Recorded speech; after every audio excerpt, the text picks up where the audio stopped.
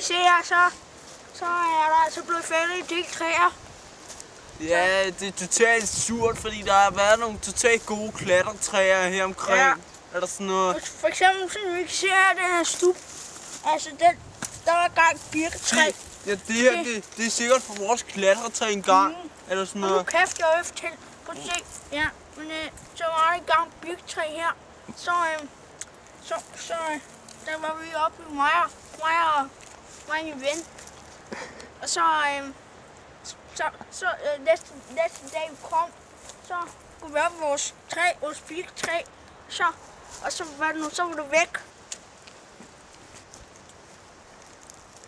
Ja, du må ikke være deroppe. Det er totalt farligt. Man kan ryge ned og brække alt muligt. Nå, så må jeg komme ned. Hvad fanden, mand? Det var tis. Tis. Ja, altså, så du kan se her, det er vores, eller her, det her træ her, den her, det er vores klatretræ, men som man kan se, så er det helt nedrevet. Det er helt dødt nu, så nu kan man kun bruge det til at brænde. Men det er altså også dumt at lade sådan nogle træer ligge og flyde. Nogen kunne falde i dem. Ja, sådan. for eksempel som Axel gjorde sidste år, da de også havde fældet det, der faldt han ned og brækkede halsen. Ja, de går meget ondt. Ja, rigtig meget. Yeah. Og så skulle jeg på hospitalet. Så skulle jeg på hospitalet, så tog hans mor med. Det var rigtig om mig. Og også med, fordi jeg slog min finger, den er røget af. Se.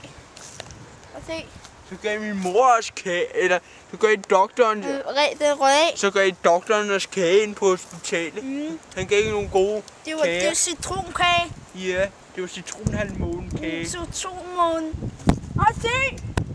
Den kan den her. Se! Det er en vippe. Jeg sov den her.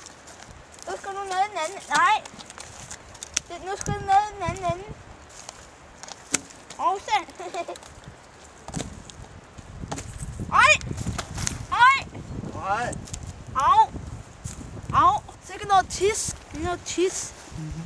Kort. Slut.